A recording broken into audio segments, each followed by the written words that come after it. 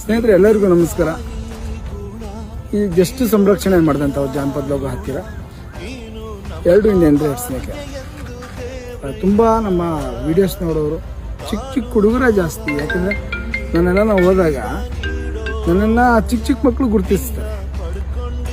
ಯಾಕೆ ಇದನ್ನು ಹೇಳ್ತಾ ಇದ್ದೀನಿ ಅಂತಂದರೆ, ಸಂರಕ್ಷಣೆ ಮಾಡ್ತಾ ಇರ್ತೀನಿ, ಹುಡುಗರು ನೋಡ್ತಾ ಇರ್ತಾರೆ. ನಾಳೆ ದಿನ ಅವರಲ್ಲಿ ಟ್ರೈ ಮಾಡಿಬಿಡ್ತಾರೆ. ಹೋಗುವಾಗ ಹಾವು ಹರಿಶಾಣ ಹಿಡಿತಾರೆ ಅಂದ್ಬಿಟ್ಟು ಎಲ್ಲಿ ಹಾವನ್ನ ಅವರು ಹಿಡಿಯೋಕ್ಕೆ ಟ್ರೈ ಮಾಡಿಬಿಡ್ತಾರೆ ಅಂತ ನನಗೊಂದು ಭಯ ಕಾಡುತ್ತೆ. ನಿಮ್ಗೆ ಅದಕ್ಕೆ ಹೇಳಬೇಕನ್ನಿಸ್ತು.